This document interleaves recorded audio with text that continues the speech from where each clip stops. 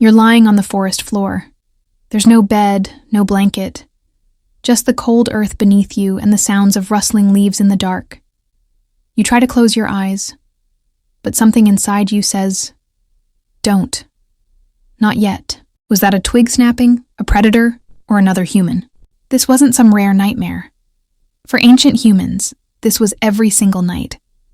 And closing your eyes completely could mean not waking up again. But here's the strangest part.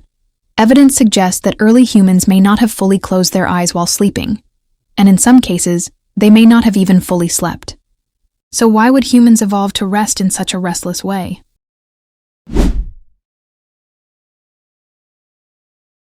Long before houses, locks, or even fire-lit caves, early humans slept in the open, fully exposed to whatever was lurking in the dark.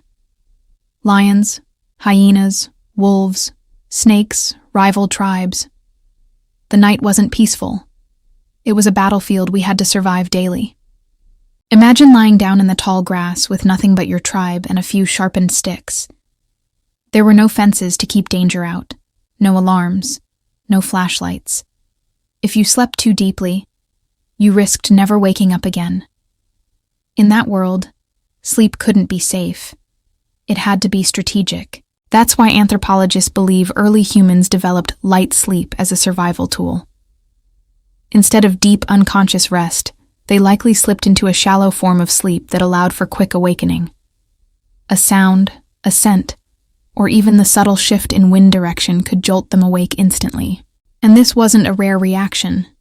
It was probably every night. Sleep was less about recovery, and more about balancing rest with constant vigilance. But here's where it gets even more interesting.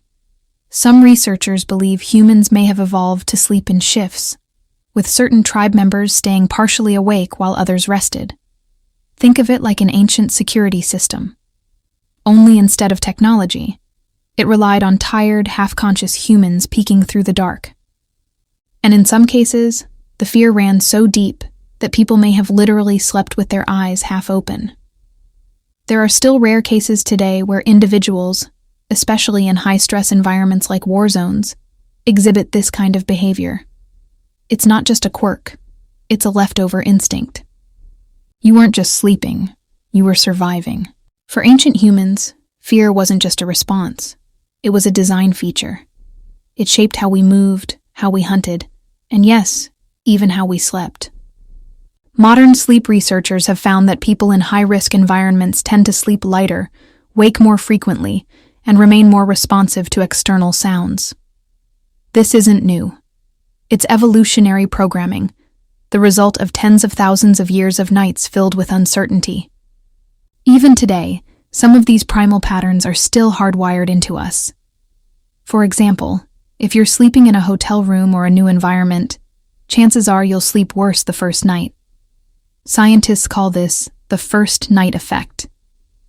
It's your brain keeping part of itself on high alert, just in case. So imagine that, but every night. For our ancestors, this hyper-awareness was essential. A single mistake, one unguarded hour, could mean death for the entire group.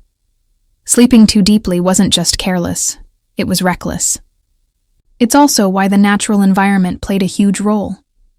Tribes often selected sleeping spots strategically, high ground for visibility, near water sources, but not too close, and always within reach of a quick escape route. And fire, once discovered, didn't just provide warmth or light. It became a psychological comfort. A flickering flame didn't just keep predators away. It signaled safety, community, and control. Sleeping near fire may have been the first time humans could afford to let their eyes close all the way. Still, not everyone could rest at once. Most evidence suggests ancient humans organized sleep rotations. While some slept, others watched, rotating duties in shifts, especially during the darkest hours. Sleep wasn't individual. It was communal. Your rest depended on someone else staying awake. And when it was your turn, others depended on you. In ancient human groups, one person always stayed alert, maybe not by choice, but by necessity. Anthropologists call this the sentinel hypothesis, the idea that within every group, Someone was always lightly awake, ready to detect danger. And interestingly, we still see this in some modern tribal societies. In groups like the Hadza people of Tanzania, one of the last remaining hunter-gatherer cultures, sleep studies have shown that throughout the night, someone is always awake. Not by setting alarms, not by planning it. It just happens naturally.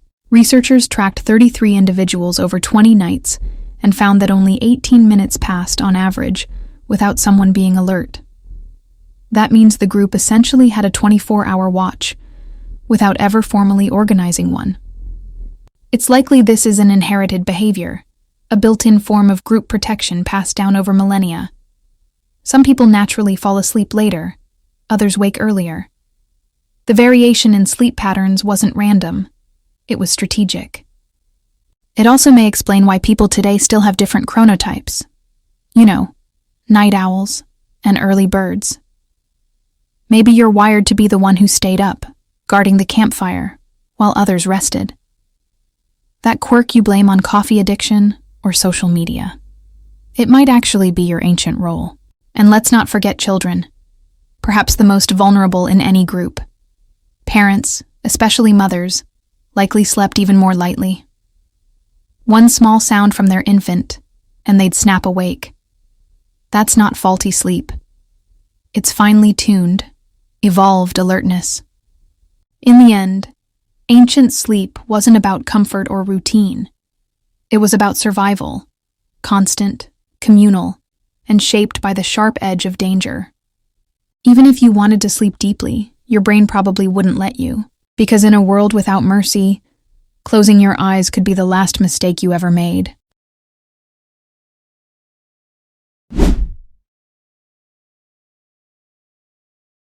In nature, sleep doesn't always mean shutting down completely.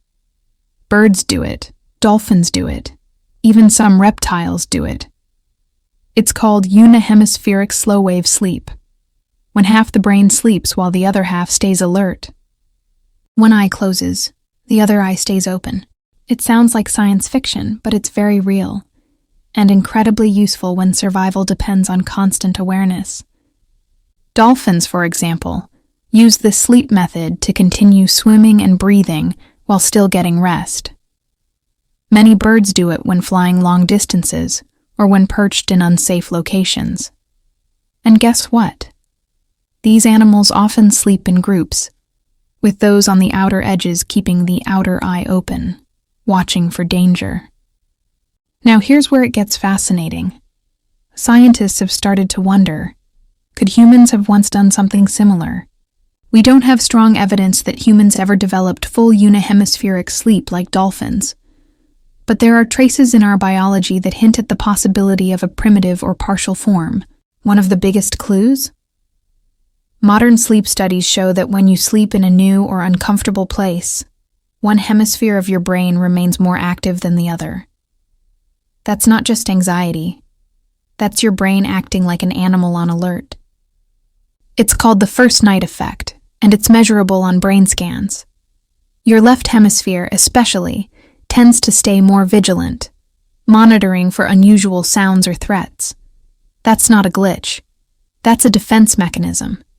And some researchers believe this may be an echo of a much older ability, a leftover from the time when humans had no walls, no locks, and every unfamiliar space was potentially dangerous. So while we may not sleep with one eye open today, there's a chance we used to. Let's go deeper into what actually happens inside the brain when we sleep, and why it's not as off as we like to think. Sleep is made up of stages. Some of these are deeper, restorative phases, while others keep the brain lightly alert. In the early stages of sleep, especially in unfamiliar environments, the human brain doesn't fully shut down. It maintains a kind of quiet readiness.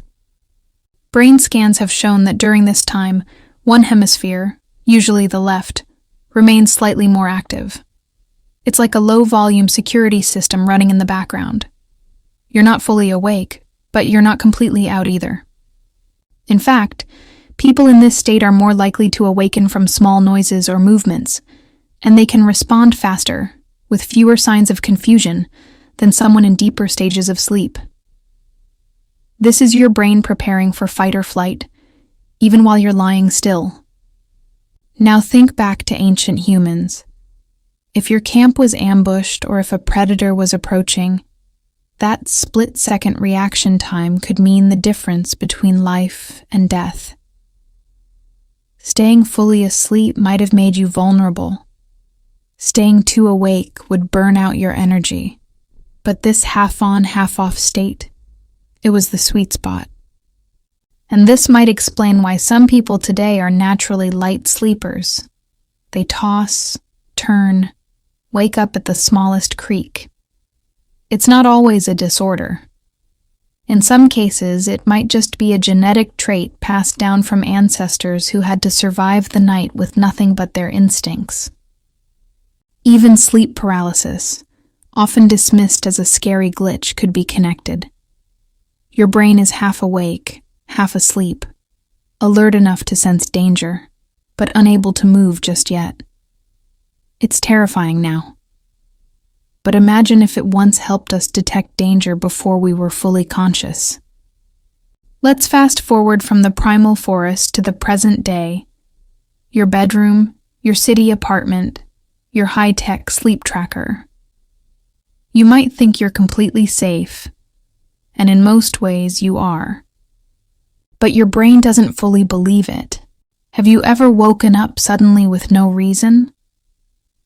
Ever had the strange feeling that something was watching you, even though your home is locked and alarmed? Or found yourself jolting awake in the middle of a vivid dream? These aren't just quirks. They could be evolutionary echoes. Studies have shown that the human brain remains unusually sensitive to certain stimuli during sleep. Footsteps, creaking doors, voices, especially if they're unfamiliar. We may no longer need to listen for prowling predators or rival tribes, but our brains are still wired to expect them. Even more fascinating, some cultures still pass down bedtime behaviors that reflect ancient survival instincts. In certain indigenous groups, sleeping in a circle with feet pointed inward, a formation believed to help in early threat detection, is still practiced. Others sleep with weapons or tools close at hand, even in peaceful environments. Then there's the phenomenon of sleeping with the lights on, or needing background noise like a fan or white noise. These might feel like modern comforts, but they also mask the random noises that our alert brains might otherwise interpret as threats. And yes, even pets play into this ancient wiring. People often report better sleep when their dog sleeps nearby, not just for warmth or companionship, but because their animal might hear danger before they do, just like the tribal sentinels of the past. The point is, our brains still carry the blueprint of a time when sleeping was never 100% safe. And while we no longer need to rest with one eye open, part of us still does.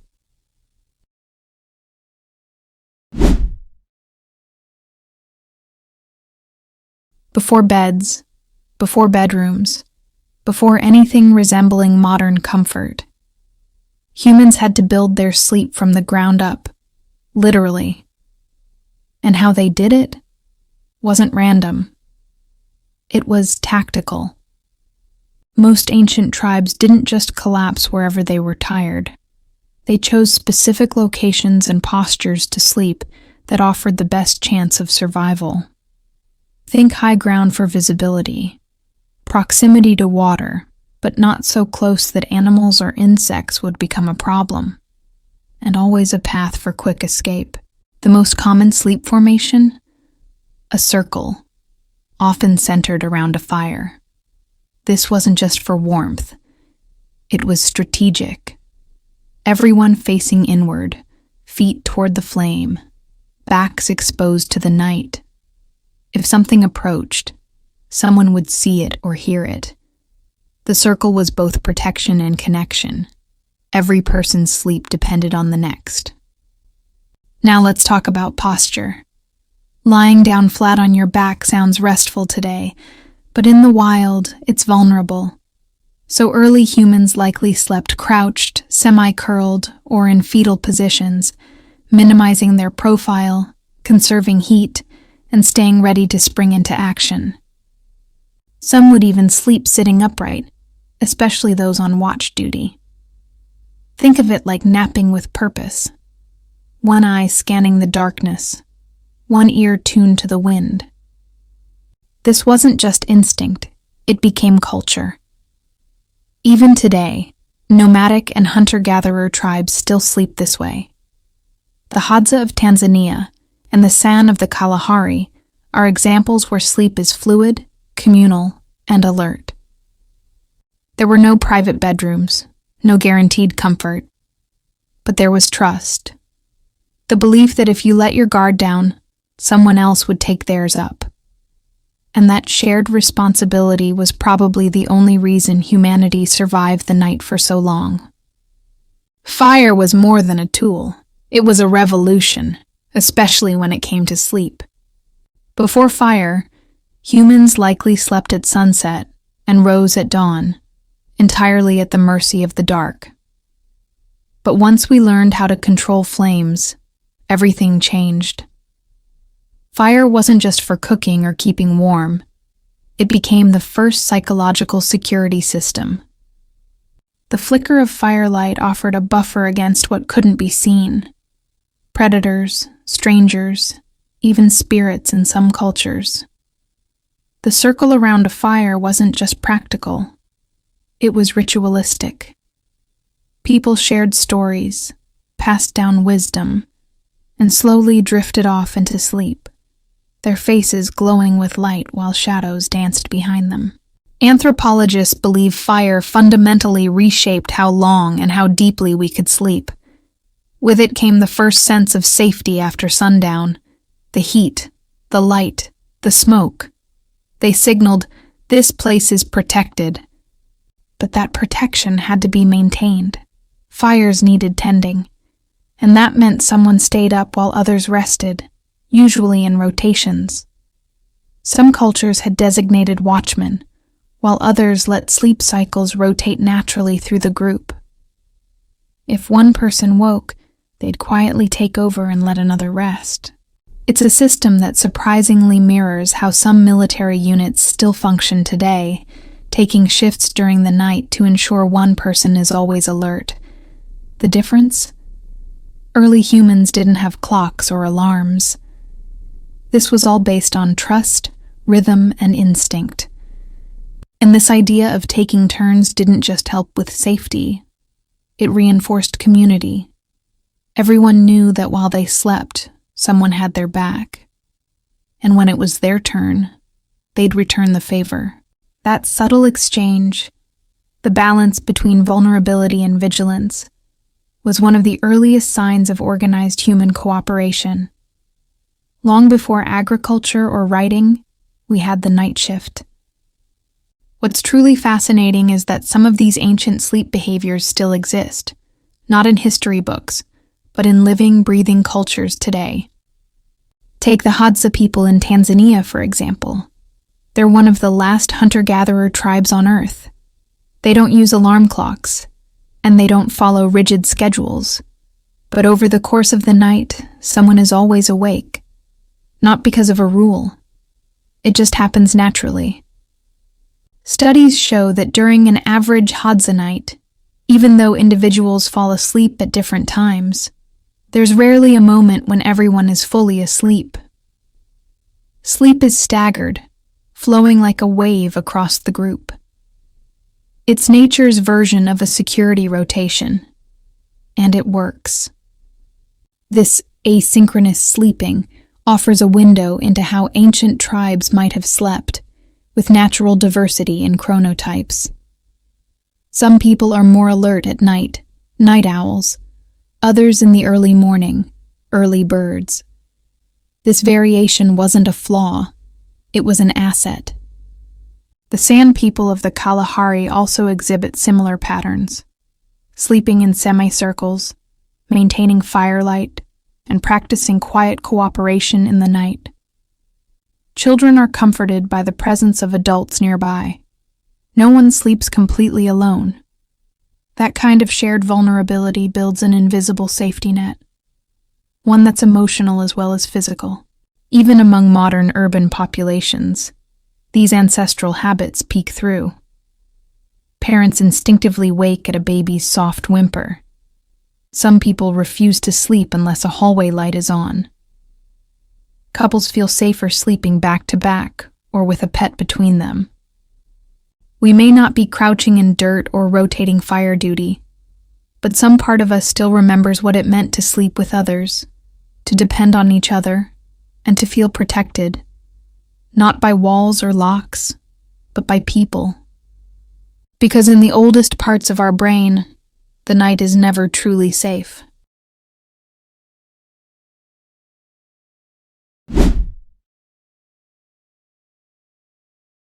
We're told that healthy sleep means 8 uninterrupted hours. But where did that idea come from? Surprisingly, not from ancient humans.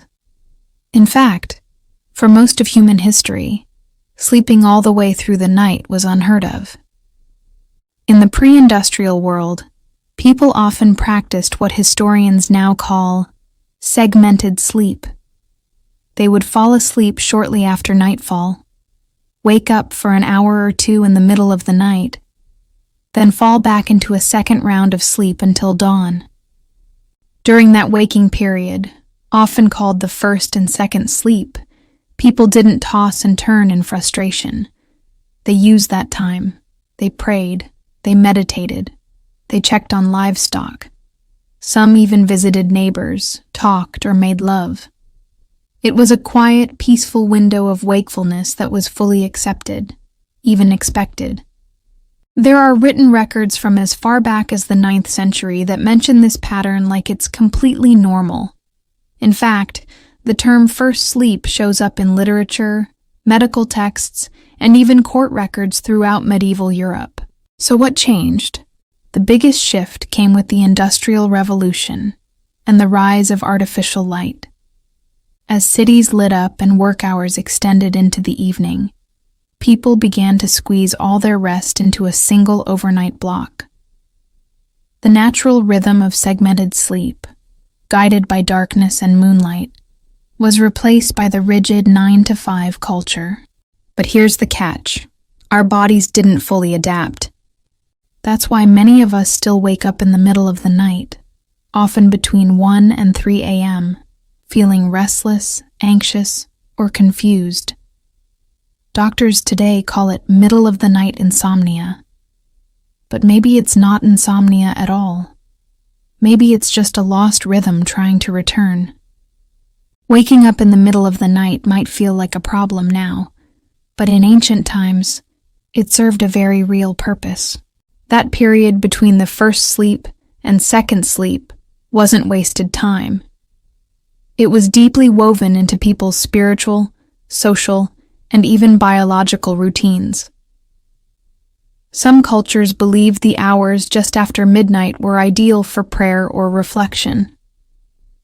Others used that time to check on family, tend to fires, or quietly prepare for the next day.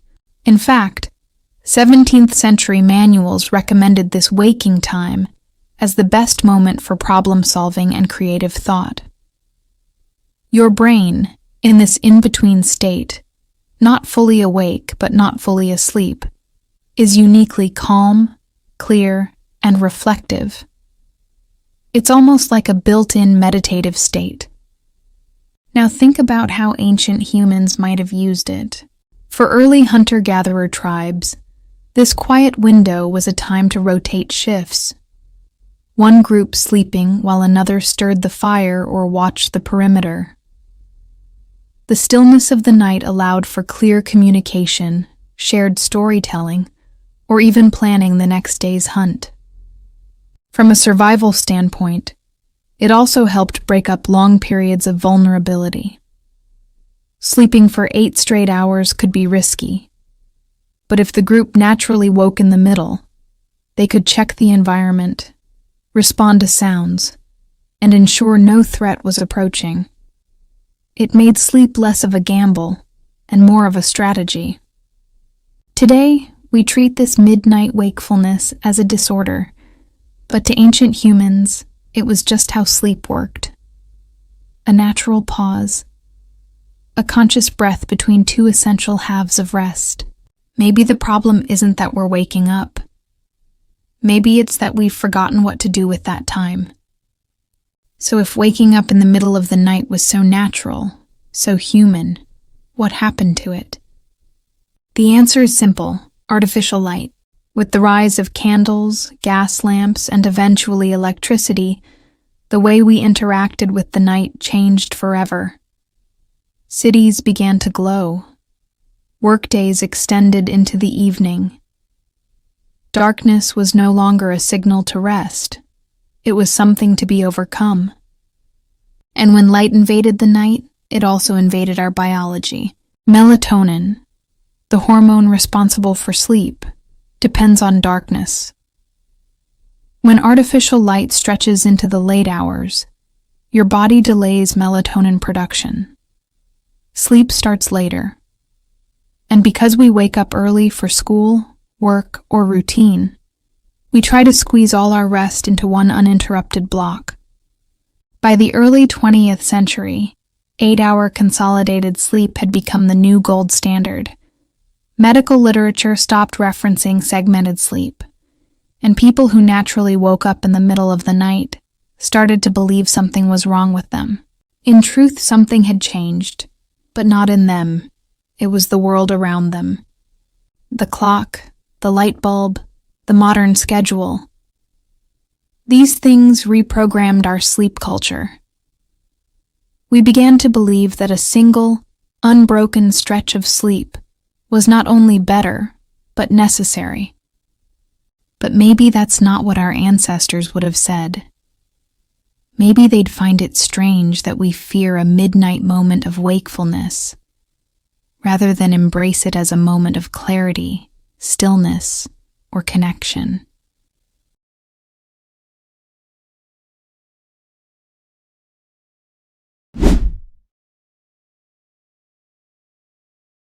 Imagine it's the year 1400. You're a farmer in England.